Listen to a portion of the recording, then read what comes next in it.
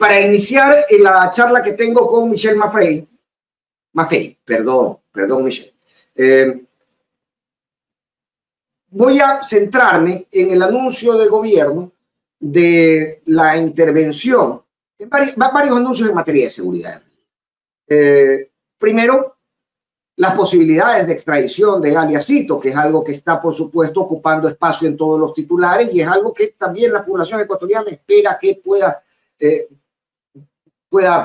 presentar un resultado prontamente. Sabemos que el pedido de extradición no viene del propio Estado ecuatoriano, que se está tramitando, lo decía John Reinberg hoy en la mañana en el noticiero de Teleamazonas. Ahora, entre las otras cosas que hablaba John Reinberg, daba información sobre lo que tiene planeado hacer el gobierno nacional en varias instituciones, en varias agencias de tránsito municipales. Ya ha iniciado el fin de semana con Manta, donde a pesar de haber llegado el día domingo con 200 policías, hoy este medio de comunicación que les menciono, donde se encontraba John Reinberg, hacía una revisión y decía, miren, aquí no hay un solo policía en la agencia. En Durán, en cambio, sí han tomado control de las oficinas, pero se evidenciaba que al menos en la parte operativa, aquella que está en la calle, que es al final la que nos interesa a los ciudadanos, el control en los espacios que nosotros circulamos, aún se ven agentes de la Agencia de Tránsito de Durán a cargo de los operativos, aún no se ve Policía Nacional, más allá de la vía Nicolás Lapenti, que es una vía que ya tenía la Comisión de Tránsito del Ecuador en control desde hace algún tiempo. Bien, para analizar esto, para analizar cómo pueden aportar estas gestiones de gobierno al cumplimiento de la seguridad mientras pisamos un año que probablemente nos deje cifras históricas en materia de inseguridad. Hemos invitado a Michelle Maffei, que por primera vez está en la contra, y yo con mucho gusto tenía mucho tiempo pidiéndole a la producción que se contacte con Michelle. Así que la voy a poner en pantalla para saludarla, para agradecerte tu apertura y para darte la bienvenida a la contra, querida Michelle. No, muchísimas gracias, Fernando, y un gusto que tu equipo se haya contactado conmigo. Sí movieron un poquito, creo que mar y tierra para contactarse conmigo. Está bien, hoy pago los bolones entonces en agradecimiento, querida Michelle. Óyeme, a ver, varios elementos importantes, porque más allá de toda esta vorágine infinita de noticias que nos llega todos los días en materia de seguridad, creo que es importante ver hacia dónde avanzamos en la construcción de política pública, más allá de lo normativo. Las normas que han salido, la ley de inteligencia, la ley de solidaridad, todas tienen una visión que va más o menos, incluso la integridad pública, que va más o menos derivada, al menos en su venta hacia afuera, al menos en lo que nos explican a los ciudadanos, que va derivada a buscar cierta protección sobre la infiltración de mafias y sobre la violencia que vivimos los ecuatorianos. Pero más allá de lo normativo, acá se necesita una correcta visión política para estructurar políticas públicas que sean realmente efectivas. Y la destellocracia que llama Jacobo García, ¿no? Estos tiempos de consumo muy rápido de información lleva a que muchas veces los gobiernos, tanto el nacional como los locales, te tiren el titular, ¿no? Pero nunca los resultados. Y sobre los resultados perdemos visión con el siguiente titular, porque ya hay otro tema en el que estamos complicados y en el que tenemos que analizar. Nunca se nos da tiempo para un análisis reposado de cómo están llevando a efecto en nuestra vida y en nuestro beneficio las políticas públicas. Entonces, si te parece, partamos de ahí y vamos a ir abarcando un poco los temas que vayan surgiendo. Ok. A ver, más que un know-how de política pública, yo creo que hay un problema enorme del know-how del mundo criminal. Gran ejemplo. En este momento están interviniendo las agencias de tránsito en el GAT de Manta, evidentemente por pedido en Manta de la alcaldesa Valdivieso, y ahora están interviniendo también en Durán.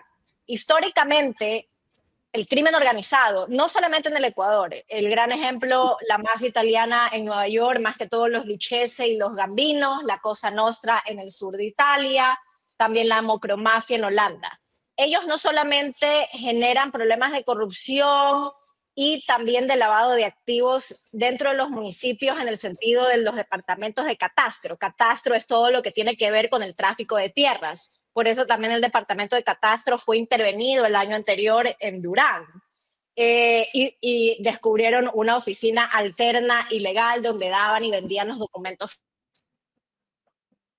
Pero no solamente es una cuestión de catastro, no es solamente una cuestión de las agencias de tránsito que, aparte de las coimas de lamentablemente muchísimos agentes de tránsito, también ellos funcionaban como los guachimanes, en el sentido de que si hay un operativo de Policía Nacional, los agentes de tránsito decían e informaban, eran los informantes de los grupos de delincuencia organizada, de que podían transitar con la droga o no, sino que hay otros departamentos que no se está haciendo absolutamente nada. Y hay estudiantes míos que me dicen cómo lo saben, porque por algo pasé leyendo 5 años acerca del crimen organizado, específicamente la mafia italiana. Últimamente estoy leyendo muchísimo acerca de la mafia italiana, pero en Nueva York, porque me parece interesante. Pero son básicamente... Pedazo grande de la historia de la ciudad también. Exacto, pero no se está haciendo nada en los servicios de recolección de basura y todo lo que sea saneamiento, higiene, en el sentido de qué es lo que pasa con las empresas de los GATS de agua potable como de recolección de basura y también lo que es todo lo que es limpieza de calle. Si esos servicios están siendo privatizados, van a encontrar detrás algún grupo de delincuencia organizada. Y eso no lo están haciendo porque lamentablemente no tienen una persona que tenga know-how de problemas estructurales y culturales del crimen organizado, que es diferente a los problemas tradicionales de inseguridad que históricamente también ha vivido el Ecuador.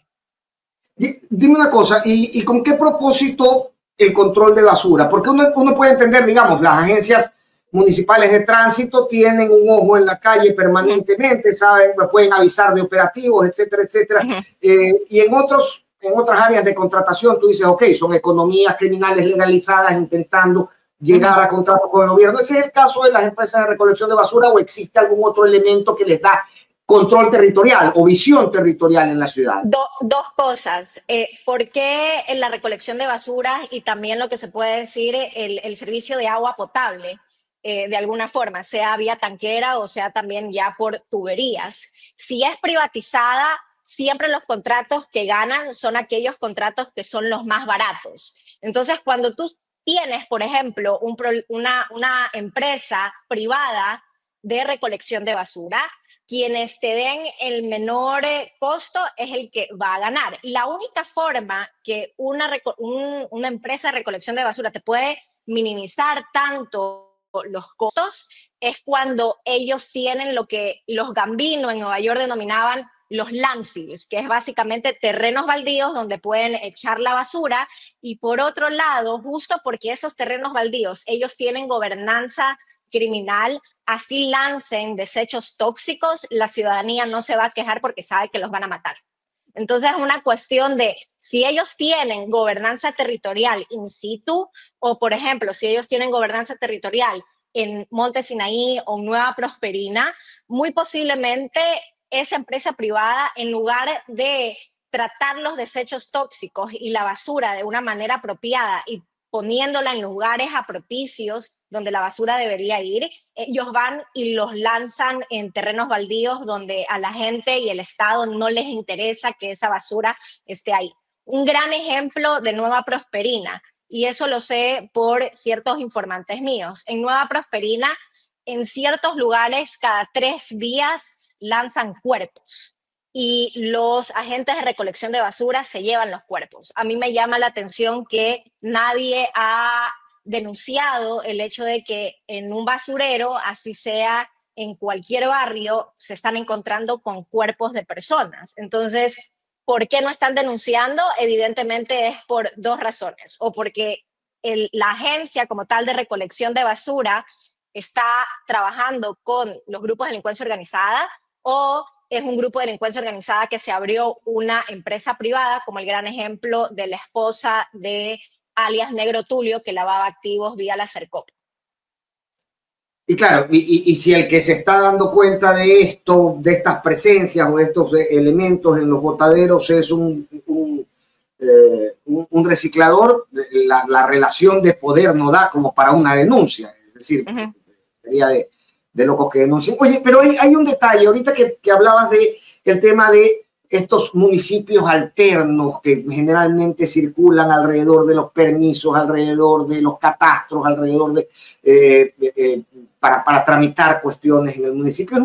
Es un drama viejo, ¿no? Hoy vivimos en Guayaquil esta disputa entre Aquiles Álvarez y el presidente de la comuna Chongón, cuyas denuncias van dirigidas justamente a esa intención que ha sido además una costumbre. Yo recordaba mientras te escuchaba hablar esta cadena que hace León Febres Cordero en el año 92 para justificar el cierre de ciertos servicios del municipio para una auditoría.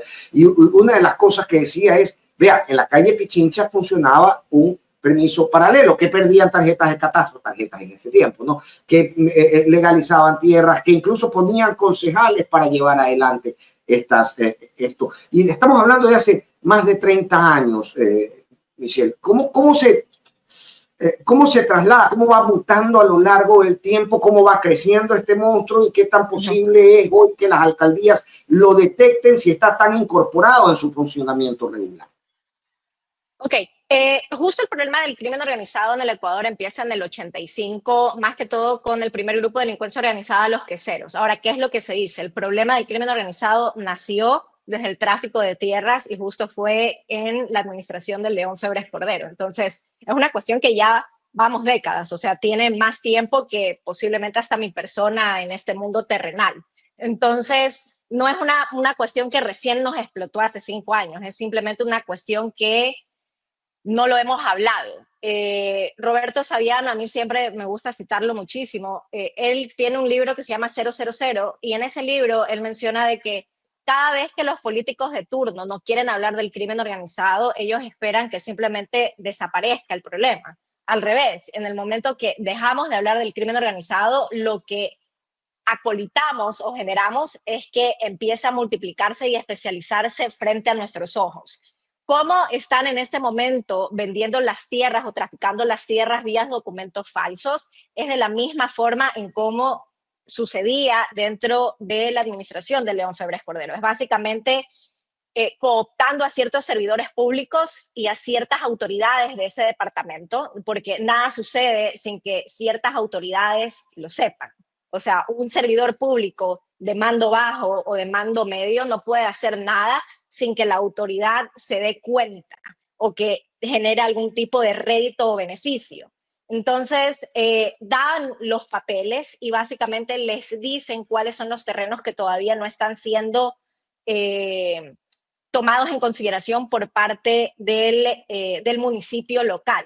Un gran ejemplo para que vean cómo la falta de presencia estatal y lamentablemente la lentitud de estos servicios te genera un mercado y una oportunidad para que el crimen organizado penetre y empiece a sacar miles y miles de millones de dólares. Hablemos de un problema que no lo vivimos mucho aquí en Guayas, pero sí se lo está viviendo en Ponce Enríquez, en lo que es Tungurahua, en Napo y en Orellana, que son las provincias, según el Observatorio de Crimen Organizado, que en el pasado 2024, son las provincias que han tenido unos despuntes de violencia y de homicidios violentos extraordinarios, que son normalmente provincias que no se toman en consideración. En el momento que la empresa, por ejemplo, minera, cuando está abierto el catastro minero, hacen las exploraciones, dejan todos los equipos en terreno, porque ya detectaron, por ejemplo, dónde pueden hacer las posibles minas. Y tienen que gestionar y explorar a todas las licencias ambientales para poder legalmente explotar las minerías. Ahora, en los procesos de exploración minera, los grupos de delincuencia organizada, lamentablemente, cooptados no solamente por ciertas personas de la sociedad civil, sino también por ciertos servidores públicos que pueden estar inclusive hasta en el Ministerio del Ambiente, que no me llamaría la atención, están, ojo, vamos a decir, están ahí viendo cuáles son las empresas que están dentro de este proceso de exploración minera. Y en el momento que se van y dejan todo para esperar los permisos, es el momento donde los grupos de delincuencia organizada entran, porque dicen, ok, ahí detectaron las minas, vamos a empezar a taladrar y a sacar el material ilícitamente, sea por roca, es decir, por roca como tal, o sea por agua. Ahora, hay dos tipos de minas, que eso no lo sabía porque no soy ingeniera, pero hay dos tipos de minas. La que es de roca, que necesitas muchísima infraestructura y maquinaria, y de ahí tienes la otra minería ilegal, que es mucho, mucho más fácil de sacar, que son las minas que están al lado de un río. ¿Por qué? Porque en el momento que ya la empresa minera empieza a sacar el material metálico, sea oro, cobre, lo que sea, lamentablemente se te va río abajo, y en los ríos simplemente van absorbiendo todo lo que son los metales, que es una forma de minería ilegal mucho más fácil y es más al oro flotando por el río. Que es lo que constituye la minería artesanal también, si es que se puede, Michelle. Exacto, exacto, pero la minería artesanal es básicamente yo, como una persona, voy al río y empiezo a utilizar mercurio y con mis manos extraigo el oro o el metal de la piedra. Ahora, el problema de la minería ilegal es que es súper, súper cara. Tú necesitas lo que denominan barcazas. Las barcazas o los dragones son como un bote muy informal que tienen básicamente como aspiradoras. Y esa infraestructura te puede costar $2 millones. O sea, es una inversión potente, pero claro, la ganancia es igual, es incluso más potente que la inversión del capital semilla, pero tú necesitas a personas que tengan el capital para invertir en esos dragones. Michelle, entonces estamos hablando que indistintamente del nivel de gobierno requieren las economías criminales para este tipo de infiltración, funcionarios Exacto. corrompidos y autoridades con ceguera deliberada. Cuando yo escucho que durante 13 años la Agencia de Tránsito de Manta ha tenido de empleado a gente que yo estoy seguro que ha sido un secreto a voces, ha participado de este tipo de bandas criminales, lo que se puede entender es que todos los que estuvieron arriba, o al menos los más avispados, se habrán dado cuenta de que esto era un problema y lo callaron.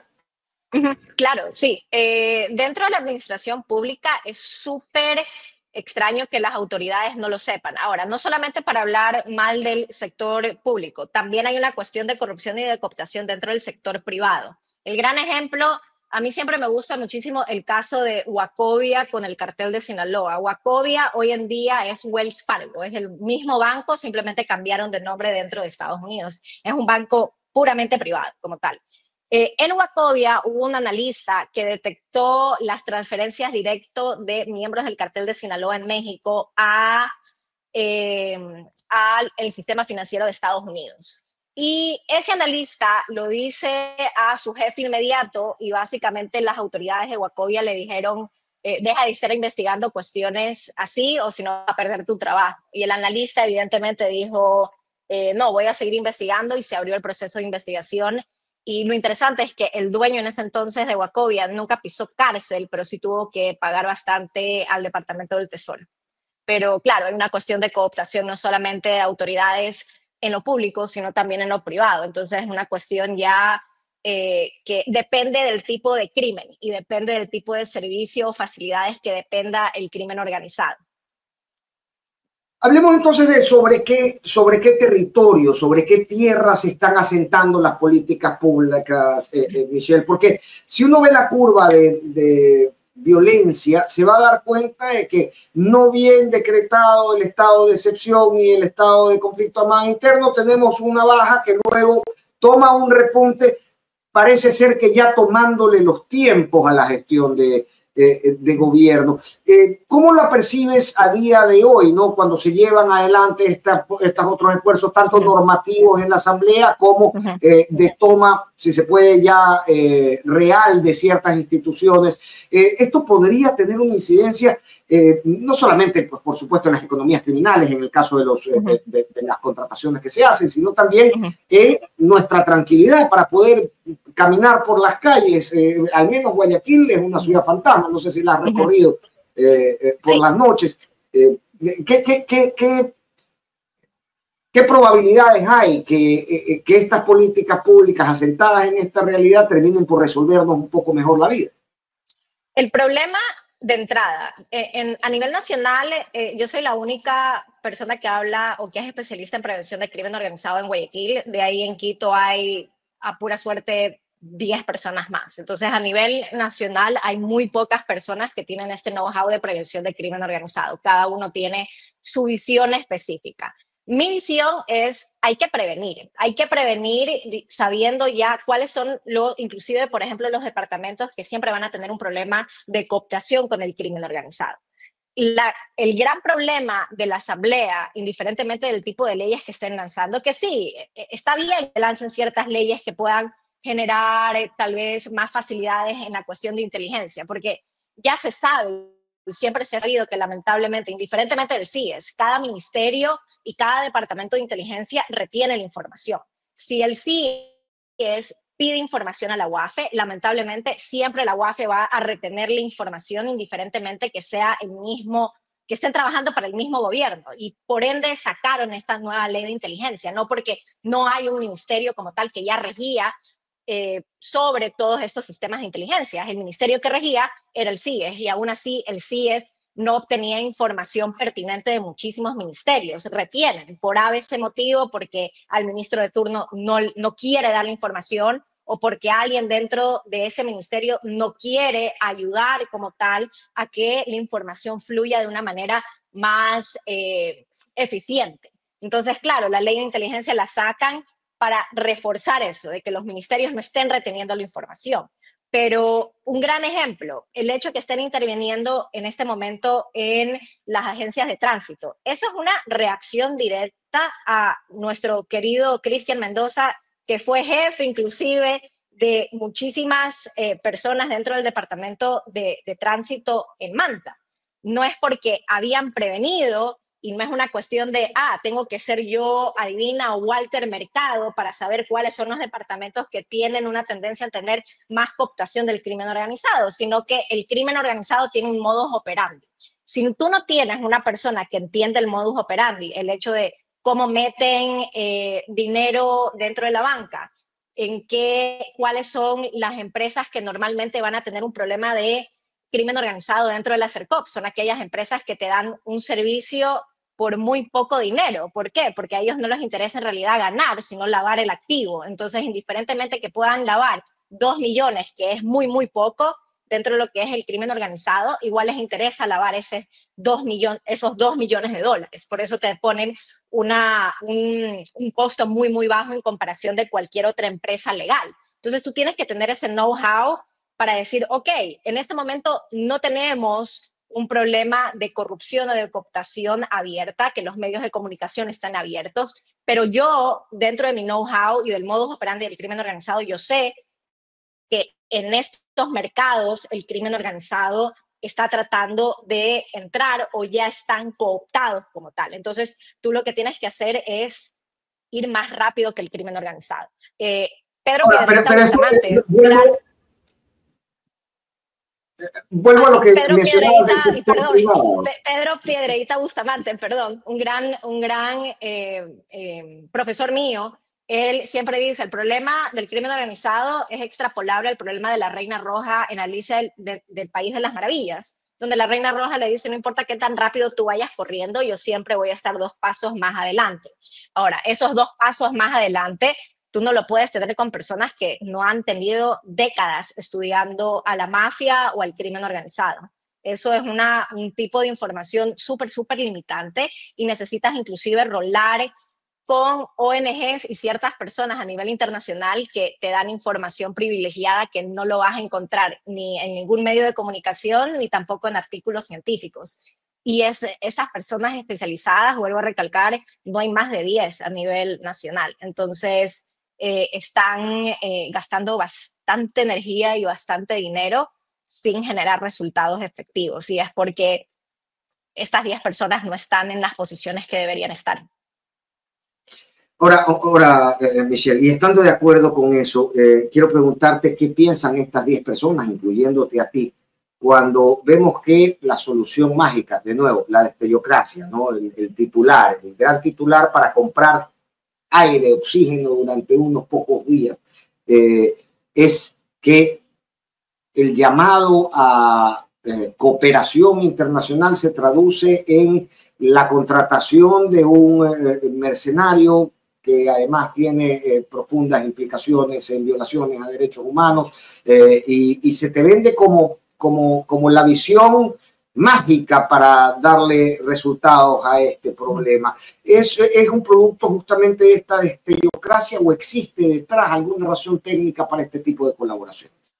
Ok, la colaboración internacional es importante.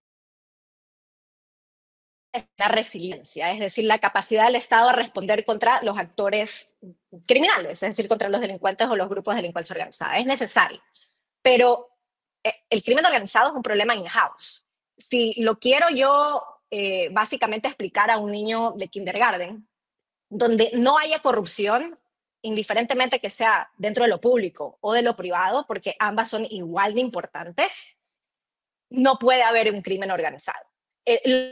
Los criminales poco o nada pueden hacer solos, poco o nada Fito puede hacer él como Fito. Él, ¿a quién necesitó? Amigos y familiares para que le ayuden a tener contratos públicos y también a poder lavar activos. Entonces, evidentemente hay una cuestión de que la sociedad tiene que interactuar y ayudar también a estos grupos de delincuencia organizada. Entonces, cuando nosotros hablamos de cooperación internacional, el hecho que traigamos, uno, a expertos de afuera, que no entienden cuestiones de crimen organizado locales, como por ejemplo, ¿por qué en el anillo vial de los ríos hay tanta criminalidad y tanta presencia de los lobos? Eso Eric Prince no lo va a saber. Eric Prince tiene un know-how muy interesante de operativos policiales y de fuerzas militares. Ahora, que los contratistas privados, porque la DOD, que es el Departamento de Defensa dentro de Estados Unidos, siempre tiene miles y miles de contratistas privados. Los contratistas privados o las empresas privadas de seguridad manejan más eficiencia que la misma Armada de Estados Unidos y manejan mejor tecnología. Entonces, ¿es algo negativo? No, no es negativo si se concentran específicamente en el know-how de Eric Prince. Ahora, que Eric Prince va a poder hacer algo contra el crimen organizado en el sentido de cómo minimizar la corrupción, cómo minimizar también el reclutamiento de NNAs, cómo minimizar el lavado de activos, estamos muy mal. Si queremos cooperación internacional apropiada para mejorar, por ejemplo, la detección y también las sanciones contra el lavado de activos, y que Inmobiliar empiece a hacer las pujas públicas, que recién me acuerdo en un medio de comunicación hoy, en creo que 5 años que he escuchado ese medio de comunicación, vi recién un titular de Inmobiliar tratando de hacer las pujas públicas de ciertas casas que habían sido decomisadas. Necesitamos a la intervención in situ de la Guardia de Finanza italiana. Los italianos son maravillosos en todo lo que es ejecutar efectivamente la ley de extinción de dominio y por ende hacer las pujas públicas con los patrimonios ilícitos. ¿Y qué pasa con aquellos patrimonios ilícitos? Por ejemplo, un Audi que simplemente no se pudo vender dentro de la puja pública, pues el Estado lo absorbe y Policía Nacional va a poder patrullar en un Audi del año de algún narcotraficante a nivel nacional. Entonces, el Estado nunca pierde para la Guardia de Finanza italiana. Entonces, como anécdota sí, te voy a puedes contar tener algo. bases navales americanas, claro, y tú puedes tener bases norteamericanas muy militares que te ayuden tal vez a los operativos de Policía Nacional y de Fuerzas Armadas, pero ¿dónde están los países que de verdad tienen un know-how verdadero a dar una respuesta efectiva al crimen organizado? Y los dos países que han tenido una respuesta efectiva y bien interesante e innovativa del crimen organizado en sus países son Italia y Japón. No se está trabajando a profundidad con ellos dos. De Japón se escucha poco, pero en todo caso, alguno de las resoluciones ya comunicadas o de los resultados ya comunicados por Gabriela Sommerfeld y por el propio presidente en su visita a Italia, podrían ir en esa ruta, en ese rumbo. Esperaría, pero yo ya estuve todo el 2024 diciendo, por Dios, trabajen con la Guardia de Finanza italiana. O sea, si necesitan un asesor, por favor, llámenme. Así, porque se están demorando demasiado y les están pagando a cada asesor, que será $3,000 mensuales. Creo que no les están asesorando de una manera eficiente. Pero otro gran ejemplo, Japón. Japón generó unas políticas públicas brutales. Italia también. Para minimizar la injerencia de la mafia y que las mafias sigan por generaciones. En Italia, cada vez que un capo tenía un hijo menor de edad, les quitaban la patria potestad, porque se dieron cuenta que en Italia las mafias eran de familia en familia. Si yo era la hija de un capo de la 'ndrangheta, yo iba a ser por default la siguiente líder cuando ya era mayor de edad, y si mi padre o lo mataban o estaba dentro de la cárcel. Entonces les quitaban la patria potestad. Eso debería ser una política pública que deberían instaurarla aquí en el Ecuador. Por otro lado, en Japón hay las ordenanzas de exclusión, que básicamente si tú eras el dueño de una tienda y le dabas, no sé, un servicio inclusive de vender comida a un capo que abiertamente en los medios de comunicación se filtraba la foto y decía esta persona es parte de los yakuzas, si había un proceso de investigación, te podían sancionar a ti por venderle inclusive una cena a ese capo. ¿Por qué? Porque el punto es cómo yo puedo aislar a los criminales dentro de los grupos de delincuencia organizada, porque necesitan a la sociedad, necesitan a su familia, necesitan amigos, necesitan a las conexiones para poder generar no solamente los delitos y los crímenes, sino también para poder utilizar el dinero mal habido que tienen. Por ejemplo, el hecho de que a la ex esposa y al amante de Fito le hayan detectado que en 7 años movieron 2.4 millones de dólares, eso es una farsa. Tuvieron que haber movido mucho más dinero, porque si no, Fito es un muy mal capo. O sea, él tuvo que haber movido mucho más dinero. Y eso es una cifra del know-how que tú tienes que tener, simplemente porque has pasado décadas o años estudiando a la mafia. Un gran ejemplo, Louise Shelley, que siempre está hablando en el Congreso de Estados Unidos. Ella tiene un know-how potente de la mafia rusa y ha pasado 30 años de su vida estudiando la mafia rusa. Y claro, siempre le llama al gobierno de Estados Unidos cuando hay un problema con específicamente la mafia rusa. Ahora, y se entiende, ¿no? Si uno quiere controlar este tipo de participación en la construcción de economías criminales, va a los testaferros. ¿Quiénes son los más probables testaferros? Pues bueno, su entorno familiar, su entorno más cercano. Pero tenemos otra lucha al frente, tenemos otro gran desafío, que es no solamente recuperar el control territorial de los barrios, sino también la cabeza de nuestra juventud. ¿Cómo va de la mano estos dos elementos? ¿Qué le está haciendo falta al Estado observar para la recuperación de una infancia y adolescencia que realmente necesita rescatar mucho más que criminalizar, que es un poco la tendencia que uno observa en redes sociales y lee todos los días? Existen en este momento los elementos, tanto en Estado como en visión de construcción de política pública, para decir, ok, listo, esta guerra en pinza, esta guerra a dos manos que tenemos que realizar, puede realizarse también en la recuperación, no solo del territorio, sino también de las conciencias, las cabezas y la voluntad de salir adelante por la vía correcta de nuestra juventud y nuestra adolescencia. Lamentablemente no. Ahora, cuando hablamos de política pública de prevención de criminalidad temprana, la clave aquí es prevención de criminalidad temprana. Y esto es algo que muchísimas personas en cooperación internacional, no va a decir específicamente qué cooperación internacional, porque claro, no quieren quemar puentes. Pero el año anterior, Cooperación Internacional en Guayaquil implementó proyectos de buenas prácticas para ayudar a aquellos jóvenes que estaban dentro de los GDOs. Todos fallaron. ¿Qué significa? De que el punto o el enfoque de los jóvenes es cómo podemos prevenir a aquellos jóvenes que todavía no están dentro de los GDOs a que ellos elijan no ser un criminal. Ahora, ¿por qué un joven elegiría no ser un criminal? Uno, porque sabes que vas a ir a prisión.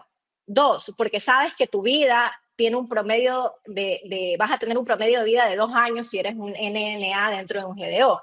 Tres, porque tú tienes un centro comunitario cerca de tu barrio donde tengas servicios higiénicos, tienes una ducha, tienes una computadora que puedas tener internet, puedes conocer a personas de interés que puedan ser, no sé, desde la primera dama a alguien de interés como segundo Alejandro Castillo, que te den charlas motivacionales por parte del Estado, de que el Estado también te genere una política pública de cómo puedo mejorar la urbe de las ciudades. El Ecuador tiene ciudades horrorosas y el hecho de cómo se ve la ciudad, cómo se ve la institución pública, cómo se ven los edificios, te genera también un ambiente propicio para la criminalidad.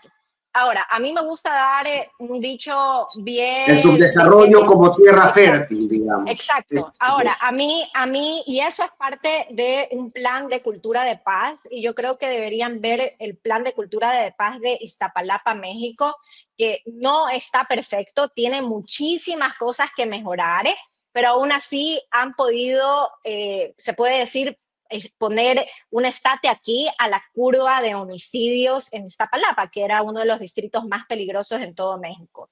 Hablar de Monterrey o de Medellín es un poquito peligroso porque todavía hay gobernanza criminal. El gran ejemplo es el hecho que el Tusi, o sea, ¿cuál es la capital del Tusi? Es Medellín. Y Medellín es la cocaína, o sea, el Tusi es la cocaína rosada, que es terrible, o sea, ni siquiera tiene nada de cocaína, posiblemente es más tranquilizante de caballo y fentanilo. Entonces, eso sucede en Medellín. Entonces, claro, los proyectos de cultura de paz en Medellín fueron los primeros en la región, pero justo por ser los primeros son los más imperfectos. Por otro lado, a mí me gusta citar a un político que yo creo que el gobierno de turno les agrada, y más que todo a los jóvenes les agrada. Bukele dice y sigue diciendo, donde no hay el lleve, alcanza el dinero. Y fue gravísimo el hecho de ver cómo lo ponían a la roca a Fito. O sea, nuestra cárcel de máxima seguridad tiene candados Viro. Es una reja con un candado Viro. Y el candado Viro en el Kiwi, que ya es caro, cuesta $5. Yo quisiera saber qué es lo que nos está pasando, más que como país y democracia, y más que a los líderes políticos, qué nos está pasando a la sociedad civil en el Ecuador. Yo creo que nosotros hemos dado bastante papaya para estar en la situación que estamos en este momento. Y esa papaya es deliberada y es consciente en algunos estamentos de la sociedad. Es decir, hace un momento mencionabas las empresas criminales intentando, o representantes de las economías criminales, intentando legalizar a través de su participación en contratación pública estos recursos. Y yo estaba aquí pensando, bueno, pero esa gente opera como un banco. Esa gente obtiene que una empresa de seguros le brinde garantías de buen uso de anticipo, de fiel cumplimiento de contrato. Todo esto es parte del mismo problema y no estamos observándolo, no al menos en la dimensión en que uno podría esperar. Exacto, y es un problema específicamente más de los mismos bancos, porque eh, yo creo que los bancos, por una cuestión tal vez ética o moral, deberían ayudar un poco a todo lo que es prevenir, pero aún así los bancos no son los llamados en sí a gestionar eso. Los bancos, ¿qué es lo que tienen que hacer? Mantener a salvo el dinero de los cuentaahorristas y que no quiebre el banco. O sea, es básicamente la gestión del dinero. Quienes sí tienen que estar detrás de eso es el Estado y los estándares de seguridad mínima que un Estado debe pedir a los bancos como tal. Ahora, por otro lado, el sistema de justicia en el Ecuador no existe.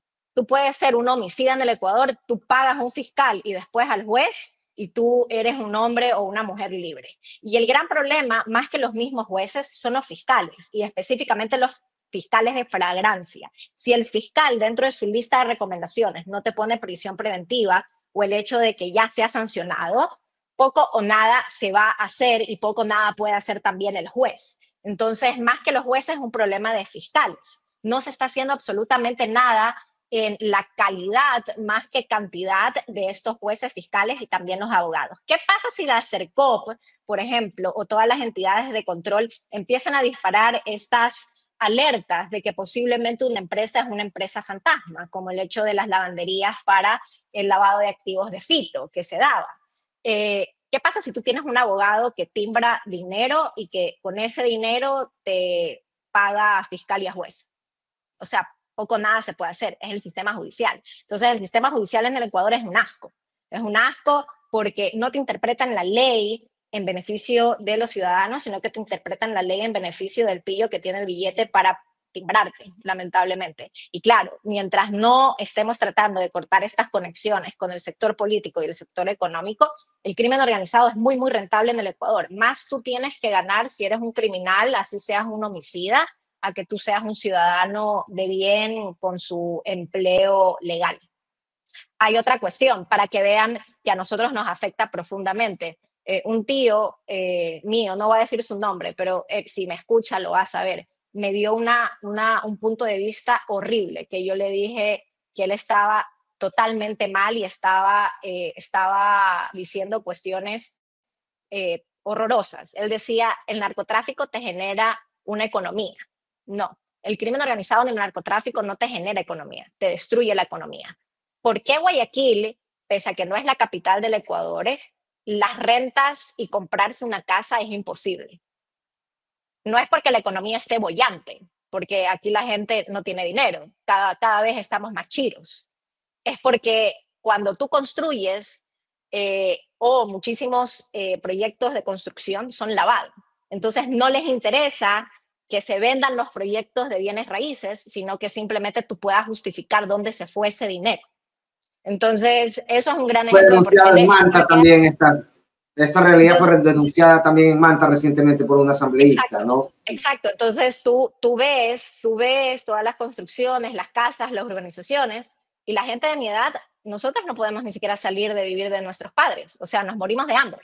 ¿Cómo diantres tú explicas todos los proyectos inmobiliarios? O sea, una empresa legal que no te venda un solo edificio cae en bancarrota. O sea, no tiene sentido. Ahora, y en este marco, porque se me quedan dos preguntas, Michelle, que yo quería hacerte. La primera es sobre cuánto puede aportar los esfuerzos normativos que se han llevado en la Asamblea, más allá de las críticas que se le pueda hacer a la ley de inteligencia, por ejemplo. Tú hace un momento me decías, ok, los ministerios y el resto de entidades del Estado, incluso los gobiernos locales, deberán entregar la información a este nuevo sistema de inteligencia, pero para mí, a ver, yo soy abogado y comunicador, ambas cosas me revisten un riesgo y entiendo que las entidades privadas todas están en el mismo riesgo, medios de comunicación, doctores, digamos, todo aquel que deba guardar un cierto secreto profesional hoy está expuesto a que le toquen la puerta y le digan présteme toda la información de sus clientes. ¿Qué tanto eso aporta, Michelle? Más allá del discurso, más allá de lo político, más allá de las disputas en torno al tema, ya asentado en la realidad para mejorarnos la vida, ¿existe algún aporte como para que debamos sacrificar como sociedad ese derecho a la intimidad? Sí y no, Y al depende secreto para qué. profesional.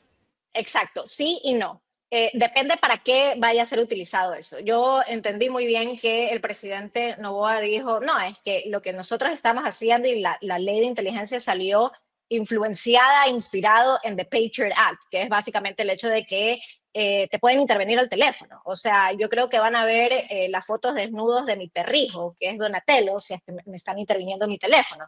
Que creo que algo agradable ha de ver ahí de Donatello, pero depende. ¿Tú vas a utilizar esa información porque de verdad quieres ir detrás de los criminales o lamentablemente vas a hacer lo que siempre se ha hecho en el Ecuador, que es utilizar las instituciones de inteligencia para ir en contra de la oposición política? Y justo una cuestión es la oposición política, otra cuestión es ser un criminal. O sea, Fito no es parte de una oposición política. Fito, o por ejemplo, alias Celso, que yo creo que ese va a ser posiblemente el siguiente líder de los choneros, es un criminal, no es un líder de una oposición política. Entonces, depende para qué es utilizada esa información. No me parece una mala, y ahí entra en sí mi técnica de seguridad. Tener información o tratar de tener información perfecta es primordial y necesaria para un Estado en específico, si es un Estado que está cooptado por el crimen organizado, porque tú necesitas básicamente hacer una pequeña cacería de brujas para aquellas personas que son los acolitadores número uno del crimen organizado. A mí, vuelvo a reiterar, lo que me importaría y me da muchísimo morbo es quiénes son los financistas detrás de Fito. Muy posiblemente vamos a encontrar a ciertas personas de la élite política, élite financiera, que ellos sí tienen todo que perder dentro de su estatus como tal, económico, social, político, que en una primera plana les digan Juan Pijuave ha sido terrible narcotraficante o ha generado miles y miles de millones de dólares por la trata y tráfico por motivos de explotación sexual. O sea, poco o nada les importa a los criminales porque ellos sí lanzan la piedra y aunque sea no ocultan la mano. La pregunta es quiénes son los que están detrás que sí ocultan la mano. Claro. Ahora, y esto me lleva a los dos últimos temas que quería tomar contigo. Te los voy a hacer en una sola pregunta porque ya nos quedan un par de minutos nada más de entrevista. El primero es, ¿qué tanto puede incidir la extradición de Fito? Es decir, este vacío de liderazgo. Muchos auguraban desastres a partir de la captura de Fito. Eso, a Dios gracias, bendito sea Dios, no se ha dado, al menos no masivamente en nuestras ciudades, no escandalosamente, pero cómo quedan las estructuras, principalmente la de los choneros, con esta extradición, y cómo quedamos nosotros, qué tanto en beneficio podríamos obtener los ciudadanos de la extradición de Fito. Y lo segundo, que tiene que ver justamente con el tema de la consulta que ya anuncia el gobierno, el referéndum para la instalación de una nueva base militar extranjera. ¿Tiene también incidencia esto en la política pública interna de seguridad? Vamos primero a la última pregunta, que es más fácil. Cuando hablamos de la instalación de bases in situ en territorio ecuatoriano, no me parece una mala idea, pero tampoco es lo único que significativamente va a generar más resultados en el combate contra el crimen organizado. La droga igual se movía con la base de Manta. Al revés, lo que hicieron mayoritariamente los militares americanos en Manta fue generar bastante descendencia con muchísimas manabitas, o sea, específicamente. Entonces, igual se movía la droga, de que nos puedan ayudar efectivamente en tener operativos más eficientes, más rápido, tener más tecnología, excelente. Ahora, yo hubiese apostado tal vez por no solamente traer de retorno la base de Manta, sino tal vez generar nuevas ideas, ideas más del siglo XXI, más picosas. No sé, si nosotros tenemos, por ejemplo, un problema inclusive con los buques chinos que siguen en pleno mar internacional entre las Galápagos y el mar de Ecuador territorial, ¿por qué no ponen, por ejemplo, un portaaviones americano justo en esa línea de mar internacional, un poco para disuadir también a los buques chinos que se están beneficiando de una pesca que según leyes internacionales es totalmente legal, pero nos está perjudicando a nosotros como Ecuador? Entonces, hay otras formas. Ahora, yo odio los referéndums. La gente joven odia ir y votar antes de los 4 años. Empecemos por ahí. Nosotros ya no queremos votar más. O sea, es súper ineficiente. Y por otro lado, cada vez que hay un nuevo proceso electoral o un referéndum, estamos votando 60 millones de dólares. Entonces, si es que quieren seguir votando dinero, por favor, regálenmelo a mí. O sea, yo tengo cuentas bancarias. Entonces, claro, y de ahí, hablando de Fito, que ya es una pregunta un poco más pesada, el hecho que Fito sea extraditado de los Estados Unidos, yo creo que es extremadamente necesario. Yo creo que deberían hablar de urgencia con el fiscal federal penal, que es John Durham. John Durham en este momento está liderando el caso también de Caro Quintero, del cártel de Guadalajara. Y Caro Quintero fue el que mandó a torturar y a matar a Kiki Camarena en los años 70, 80, aprox. Que fueron parteaguas en la historia de la lucha contra el narcotráfico. Exacto. Y le están tratando de ejecutar la pena capital, es decir, que lo maten legalmente. O sea, yo creo que lo va a lograr. Pero en este momento, claro, están justo tratando de sacar esa sentencia con Caro Quintero, y no me llamaría la atención que ahorita el enfoque sea de ejecutar esa sentencia para Quintero y no extraditarlo de urgencia a Fito. Yo creo que deberían hablar directamente con el Departamento de Justicia como tal y con John Durham a que agiliten el proceso de extradición, porque el proceso de extradición, debido por el proceso democrático, es lento. O sea, se puede demorar hasta diciembre de este año. Y de ahí hay un proceso aquí en el Ecuador para poderlo sacar. Yo creo que lo van a matar a Fito. Porque esa cárcel con candado viro no me huele de que la vida de él no corra riesgo. Y yo no creo que grupos de delincuencia organizada vayan a ser los autores de ese posible asesinato, sino son las estructuras políticas y económicas que van a tener todo que perder en el momento que Fito vaya a cantar como cantante de ópera en Estados Unidos, y le va a beneficiar. Alexei Shag, que ya creo que si ya no está aquí, está a vistas de venir acá al Ecuador, a representarlo. Creo que el punto de él acá es agilizar también el proceso de extradición. Lo interesante de Alexei Shag y también del abogado de comandante Willy en España es que abiertamente no te dicen cuáles son sus honorarios. Y con un colega estaba viendo cuáles fueron los honorarios de Al Capone en Estados Unidos, cuánto le cobró en 1931 ese abogado Al Capone, y fue $50,000 a la época. Hoy en día esos $50,000 a la época equivaldría a $1,000,000. Entonces no me llamaría la atención que Alexei Shag esté cobrando ese tipo de honorarios. Entonces, yo creo que es necesario y urgente que ya Fito no esté aquí en el Ecuador. A mí me da muchísimo morbo saber qué es lo que tiene que decir Fito. Y sobre todo si se quiere resolver al menos ese pequeño elemento, ¿no? Saquémoslo del espacio donde queman pruebas que podrían Exacto. Condenarlo a una condena, pues, ¿no? O sea, y parte de la respuesta, yo que veo a futuro para los choneros, si los choneros siguen manteniendo sus financistas, que eso lo van a hacer si es que no lo sacan a Fito de una manera rápida, van a seguir con su estructura criminal. Fito es un empresario por default, es un tipo muy pensante, es un abogado, acuérdense también, y el hombre muy posiblemente ya tuvo escenario A, B, C y D en su mente. Y el primer escenario es: ¿qué pasa si otra vez regreso a prisión o me extraditan?